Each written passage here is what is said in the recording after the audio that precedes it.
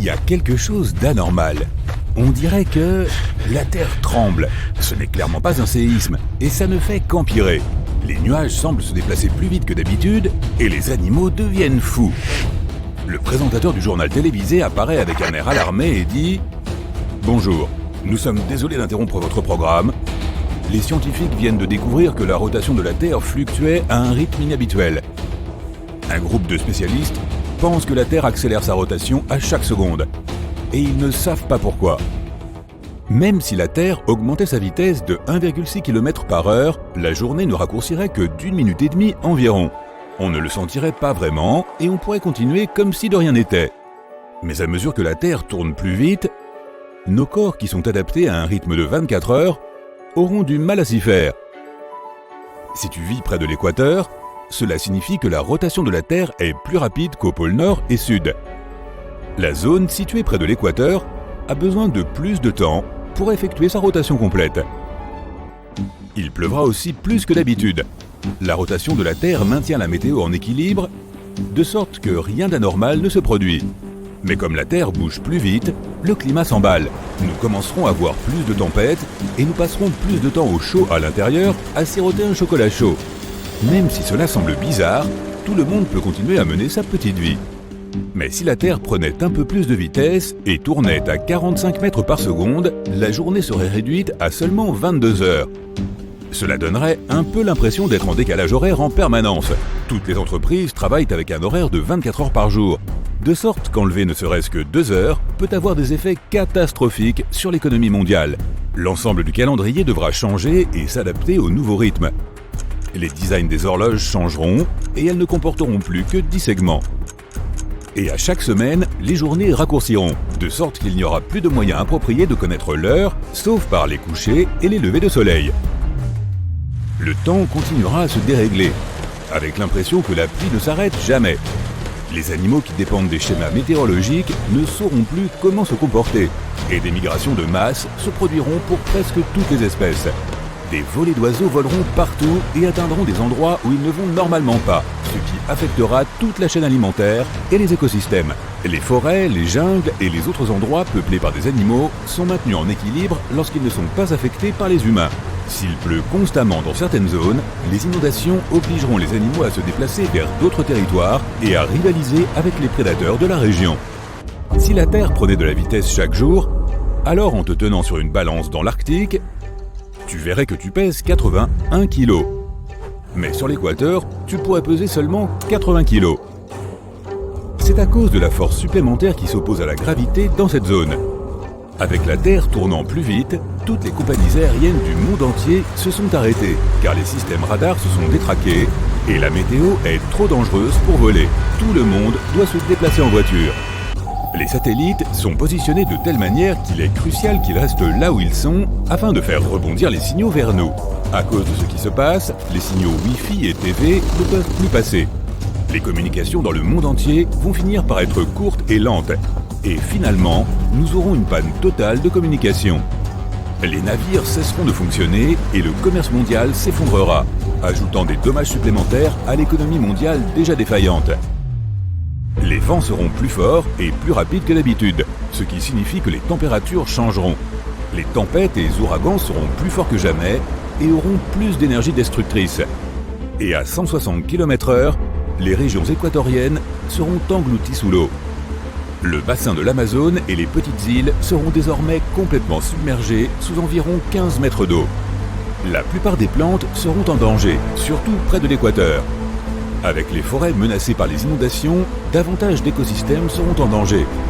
Les arbres et les plantes ne survivront pas à tant d'inondations.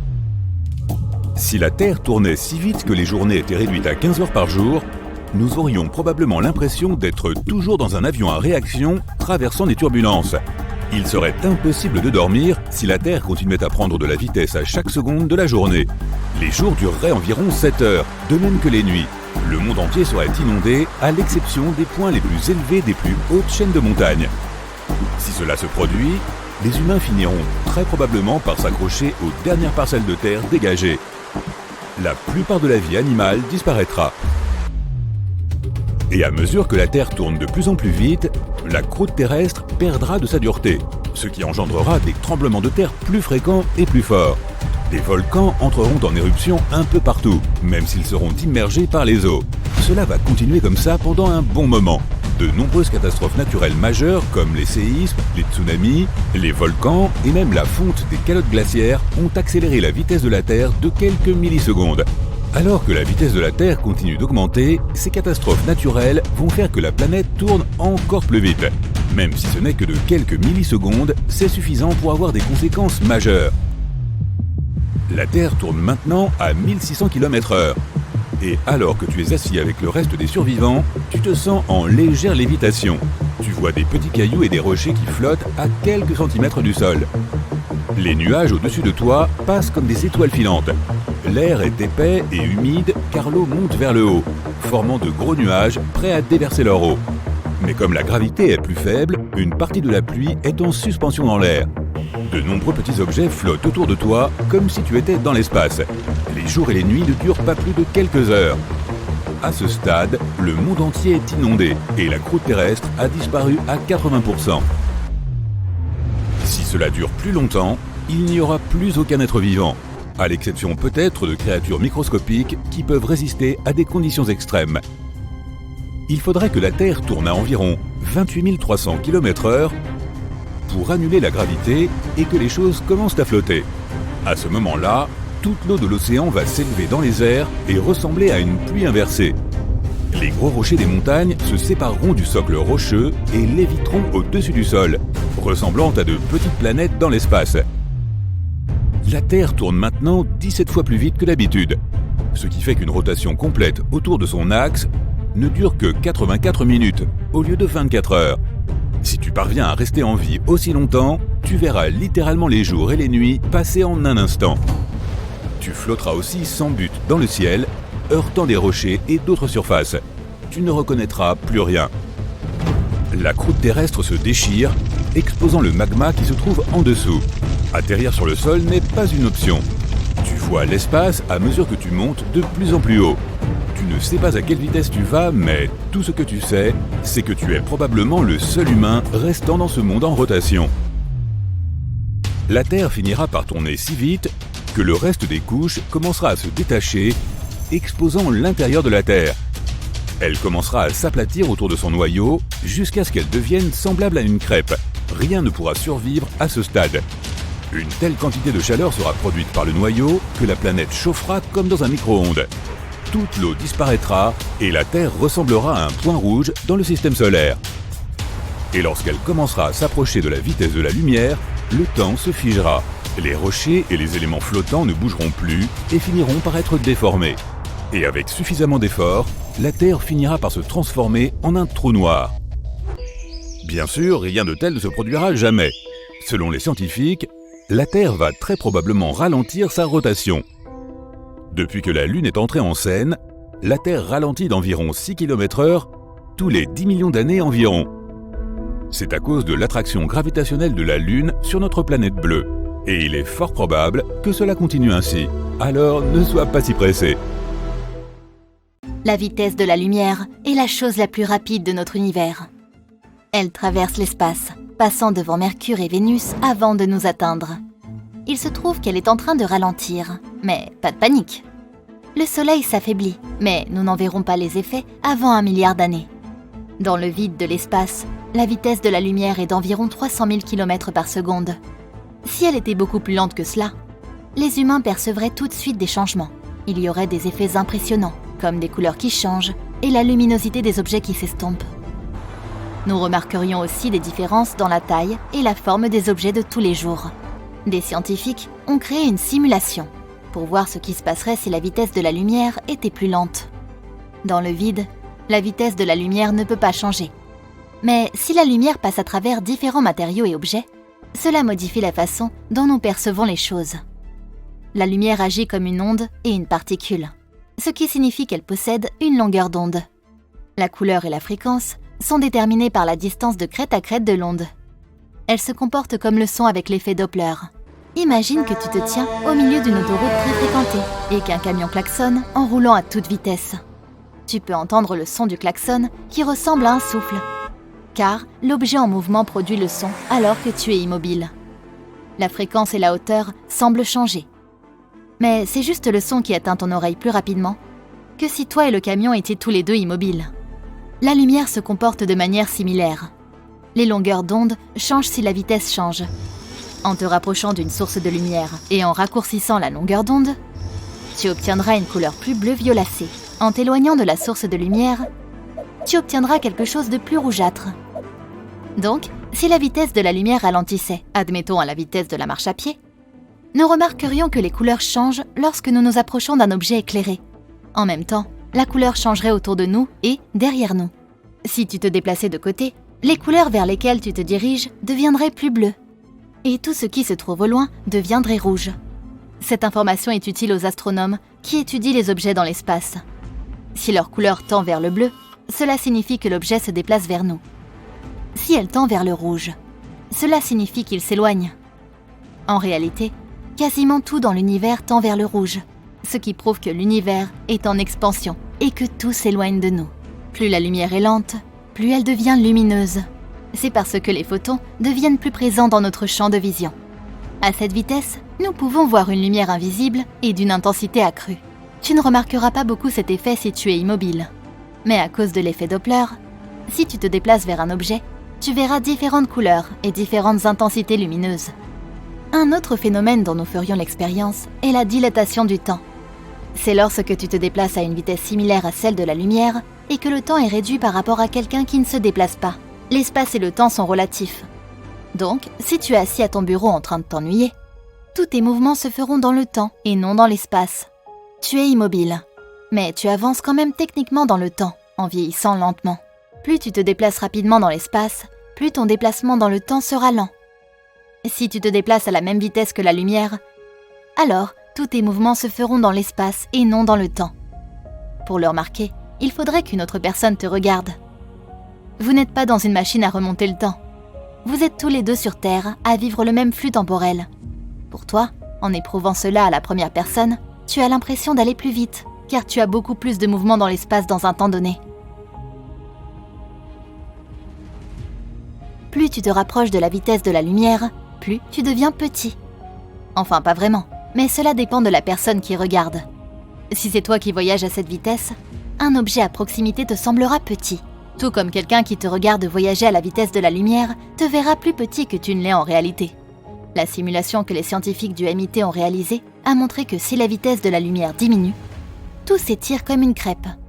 Si tu vois des montagnes au loin et que tu cours à la vitesse de la lumière, elles apparaîtront plus éloignées. Les objets seront déformés et tu auras l'impression d'arriver plus vite à un certain endroit parce que le temps a ralenti pour toi. Si tu es complètement immobile et que quelqu'un qui se tient à ta gauche lance un objet en forme de cube vers ta droite, tu verras naturellement un côté de l'objet, sauf s'il se retourne. Mais dans cette nouvelle réalité, tu verras la face avant s'enrouler autour de la face visible que tu vois. Si tu te déplaces à la même vitesse que la lumière dans un espace infini, tout sera étiré lorsque tu atteindras des vitesses infinies. Dans un monde où les gens peuvent marcher à la même vitesse que la lumière, nous ne percevrons rien de façon normale.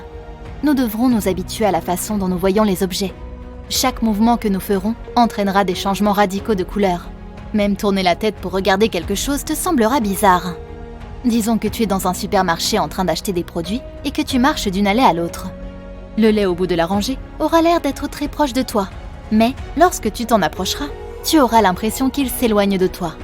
D'ailleurs, il prendra aussi une teinte rouge. Dès que tu t'en approcheras, il passera au bleu. Si quelqu'un passe avec un caddie, tu le verras comme une sorte de modèle 3D d'un caddie.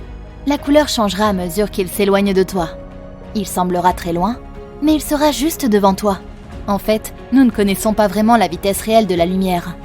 Les physiciens l'ont estimée approximativement à 299 725 km/s. Mais cette constante leur sert juste à calculer d'autres éléments scientifiques pour que nous puissions mieux la comprendre. Le problème est que nous ne pouvons mesurer la lumière qu'avec des faisceaux lumineux et des miroirs. Mais ce n'est pas comme si tout ce qu'il y avait à faire était de diriger un faisceau lumineux vers un miroir et de mesurer sa trajectoire originale et sa trajectoire réfléchie. La théorie de la relativité d'Einstein stipule que le trajet original de la lumière se déplaçant de la source au miroir peut ne pas avoir la même vitesse que la lumière réfléchie du miroir vers la source. Hypothétiquement, Si la lumière mettait 10 secondes pour aller de la source au miroir, puis revenir à la source, nous pouvons en conclure que chaque voyage prend 5 secondes. Mais selon la théorie d'Einstein, la lumière pourrait mettre 9 secondes à voyager de la source au miroir, et seulement 1 seconde du miroir à la source, ou vice-versa. Ou cela pourrait être des chiffres complètement différents. C'est pourquoi il est si difficile de mesurer la vitesse de la lumière. Les scientifiques ont fait une percée lorsqu'ils ont réussi à ralentir la vitesse de la lumière à 0 sans perdre sa luminosité. Ils y sont parvenus en utilisant des nuages d'atomes ultra-froids fabriqués avec des cristaux photoniques. Ces cristaux sont des matériaux percés de milliards de petits trous où la lumière peut se réfracter. Mais que se passerait-il si nous vivions dans un monde où la lumière s'arrêterait à mi-chemin ? Tu te réveilles un matin et tu as l'impression que c'est le crépuscule. Tu ouvres les rideaux et tu vois que de nombreuses lumières de voitures sont allumées, mais ne sont pas très lumineuses. Tu allumes les lumières de ta chambre, mais tu as l'impression que l'ampoule s'est éteinte. Tu la remplaces par une autre, mais cela ne change rien. Tu allumes les lumières partout dans ta maison, mais tout ne donne qu'une faible luminosité. Tu es confus et tu essaies de vérifier s'il y a un problème d'électricité dans ta maison. Mais elle semble bien fonctionner. Tu vérifies auprès de tes voisins. Et ils ont aussi les mêmes problèmes. Même les experts en la matière n'arrivent pas à comprendre ce qui se passe. Les heures passent et c'est toujours la même chose. Toute la lumière du monde semble s'être figée à mi-chemin. La luminosité de ton téléphone est faible, même si tu l'as poussée au maximum. Tout s'assombrit. Les infos t'apprennent que c'est un problème mondial. La lumière diminue lentement et bientôt, il n'y en aura plus du tout dans le monde. Tu décides d'attendre pendant que le monde plonge dans la panique. Tu es au beau milieu du Sahara. Tu vois une énorme cible rouge au sol. Sa surface est si chaude que tu pourrais y faire frire des aliments. Une goutte d'eau est censée toucher le centre de cette cible à la vitesse de la lumière. Théoriquement, comme techniquement, cette expérience est impossible à réaliser. Mais si elle se produit, alors un mystérieux néant nous attend. Et chaque version de ce néant sera différente. Nous allons donc envisager 3 scénarios. Première option, il est préférable de le faire depuis une grande hauteur ou depuis l'espace. Tu décolles avec un jetpack dans la stratosphère. Tu as une bouteille d'eau à la main. Tu fais tomber une goutte. Elle commence à accélérer. Dans ce cas, même à faible vitesse, une goutte d'eau se consumera dans les couches protectrices de l'atmosphère. En moins d'1 seconde, la goutte se transformera en vapeur. Imaginons que notre planète n'ait pas de protection telle que l'atmosphère. La résistance de l'air se débarrasserait quand même de la goutte. La goutte vole vers le bas à une vitesse phénoménale. Le vent froid la transforme en glaçon. Plus la vitesse de la goutte est élevée, plus la résistance de l'air est forte. La goutte se déplace de plus en plus vite, atteignant bientôt la vitesse du son. Ensuite, elle se brise en milliers de petites particules. Dans ces conditions, la goutte ne pourra jamais atteindre la Terre à la vitesse de la lumière. Rien ne se passera, car rien n'arrivera à la cible. La tentative suivante consiste à modifier la goutte. L'oxygène, le dioxyde de carbone, l'ozone et les autres gaz présents dans l'atmosphère détruisent tout objet qui tombe. Mais que se passe-t-il si la goutte ne rencontre pas ces obstacles ? Tu transformes chimiquement la structure interne de l'eau, tu enfiles à nouveau ton jetpack et tu attrapes une bouteille d'eau. À la hauteur de l'orbite de la Terre, tu l'ouvres et fais tomber une goutte. Elle accélère et il n'y a aucune résistance. Elle traverse les couches les plus chaudes de l'atmosphère mais ne brûle pas. Elle passe la température de congélation mais ne gèle pas. Elle vole vers le sol en atteignant la vitesse de la lumière et s'écrase mais rien ne se passe. La goutte a acquis les propriétés d'une particule de lumière, un photon. Ce n'est que dans un tel état qu'elle pourrait atteindre la vitesse dont nous avons besoin. Aucun objet ayant une masse, que ce soit une voiture, une maison, une feuille d'arbre, une fourmi, un cheveu, un grain de sable ou une molécule, ne peut atteindre la vitesse de la lumière. Seules les particules de lumière en sont capables puisqu'elles n'ont pas de masse. Une goutte intangible tombe donc au centre de la cible et là encore, rien ne se passe. Troisième option, les scientifiques ont trouvé un moyen d'accélérer une goutte à la vitesse requise. Ils doivent également modifier la composition moléculaire de l'eau, la rendant plus résistante aux températures extrêmes. Pour que la goutte atteigne la vitesse de la lumière sans aucun dommage, tu dois la placer dans un vide parfait. Pas de résistance de l'air, pas de couche protectrice de l'atmosphère. Il ne reste que l'espace et l'eau. Pour cela, les scientifiques doivent construire un long tuyau. Au centre du Sahara, autour de la même cible, on crée un complexe scientifique. De là, le tuyau doit monter. Sa hauteur correspond approximativement à la distance qui mène à la Station spatiale internationale, c'est-à-dire 408 km, ce qui correspond à peu près à la hauteur de 50 fois l'Everest. Tu ne peux pas connecter le tuyau à l'ISS elle-même car elle est en mouvement permanent. Elle tourne autour de la Terre, effectuant une révolution en 90 minutes. C'est pourquoi les astrophysiciens et les ingénieurs doivent construire une petite station conçue pour une personne. Et cette station doit se déplacer parallèlement à un seul point sur le sol. Le tube à vide est fait de matériaux inoxydables solides pour que la pluie et les hautes températures ne puissent pas le détruire. À l'intérieur, c'est un alliage de titane et de graphène, le métal le plus durable sur Terre. Le tube est construit horizontalement. Puis, à l'aide de plusieurs hélicoptères et de câbles, il est placé en position verticale et attaché à une petite station spatiale. Le tuyau est équipé de petites pompes qui la vident de l'air et bloquent son passage à l'intérieur. La goutte d'eau ne doit pas toucher les parois. C'est pourquoi il y a une couche spéciale de plaques de gravité. Elle repousse l'eau loin des parois du tuyau en utilisant le magnétisme et les ondes sonores. Tu enfiles un jetpack et t'envoles vers la station avec une bouteille d'eau améliorée et durable. Tes mains tremblent d'excitation. Ta respiration est bruyante dans ta combinaison spatiale. Tu ouvres la bouteille, l'inclines légèrement et en verses une goutte dans une boîte spéciale. Dans ce récipient, la goutte se charge de l'énergie nécessaire pour développer la vitesse de la lumière. Maintenant, elle est prête pour le voyage. Tu regardes la boîte, tu fermes les yeux et tu appuies sur le bouton de lancement. La goutte est propulsée dans le tuyau à grande vitesse.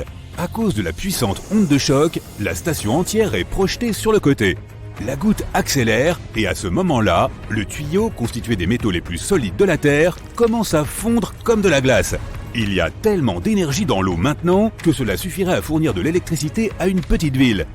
Et maintenant, la goutte atteint la vitesse de la lumière qui est de 300 000 km par seconde. Le tuyau se transforme en poussière. Peu importe si la goutte touche le sol ou non, il n'y aura plus rien. Littéralement tous les objets matériels, voitures, maisons, champs, océans, ordinateurs, avions, bateaux, fleurs, arbres, disparaîtront. Les choses intangibles comme le gaz, l'air, les ondes radio, le rayonnement électromagnétique, les milliards de téraoctets d'informations numériques, tout cela aura également disparu. Tout son, cri, musique, sonnerie de téléphone sera impossible à créer ou à entendre. La lumière disparaîtra et l'obscurité sera totale. Mais rembobinons et voyons ce qui s'est passé exactement. C'est impossible puisqu'il n'y a plus de temps non plus. Imagine le temps comme une rivière tumultueuse qui coule rapidement dans une direction. Puis cette rivière tombe dans un puits sans fin et disparaît complètement. Tout cela est arrivé parce qu'une goutte d'eau s'est écrasée sur notre planète à la vitesse de la lumière. Dès qu'une goutte commence à s'approcher de la vitesse nécessaire, elle perd ses propriétés d'eau. C'est maintenant l'objet le plus puissant et le plus lourd de l'univers. L'énergie qui en émane détruit tout sur des centaines de milliers de kilomètres. Le béton, le sol, les rochers, tout disparaît. Dans la première seconde, tout se brise en millions de petits morceaux. Puis ces morceaux sont déchirés en millions de particules encore plus petites. Les molécules se consument. Imagine une carte du monde en papier. Si tu la mouilles et la déchires, elle se transformera en bout de papier mouillé. Si tu la brûles, une partie de la carte se transformera en cendres et l'autre partie s'envolera simplement dans les airs sous forme de fumée. La carte restera, mais elle ne sera plus jamais la même. Mais si tu détruis les molécules de la carte, on peut dire que la carte n'a jamais existé. Il n'y a aucune trace de son existence. La même chose arrive à notre planète. L'énergie provenant d'une goutte d'eau fait comme si la Terre n'a jamais existé dans l'espace.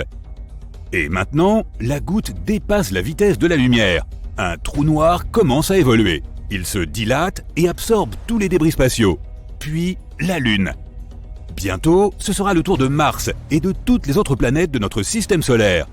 Le trou noir se dilate et sa force de gravité augmente. Avec les planètes, il absorbe la lumière. Il se rapproche de plus en plus du Soleil. Notre étoile se divise en bandes de lumière comme si elle était passée dans une énorme broyeuse cosmique. Le Soleil explose et recrache une quantité incroyable d'énergie. On pense que les trous noirs apparaissent après l'explosion des étoiles. En ce moment, toute l'énergie solaire est absorbée par notre trou noir. Il fait complètement noir. La lumière des étoiles lointaines tombe directement dans l'infini supermassif. Les météorites, volant dans un rayon de centaines de milliers de kilomètres autour, sont également dévorés dans l'inconnu. Il existe de nombreux trous noirs dans l'espace, mais un seul d'entre eux a été créé par une petite goutte d'eau. Plus la vitesse d'un objet est élevée, plus il devient lourd. La masse est la quantité d'énergie que possède un objet. Lorsque les molécules d'eau atteignent la vitesse de la lumière, leur masse commence à augmenter. Et il n'y a pas de limite à cela, elle devient infinie. Une masse infinie forme un trou noir. Il absorbe tout et personne ne sait ce qu'il y a à l'intérieur. Il ne reste que l'obscurité et la force inimaginable de la gravité. Donc, il faudrait probablement ne pas faire cette expérience, n'est-ce pas? Alors, pourquoi ne pas faire un volcan de bicarbonate de soude à la place?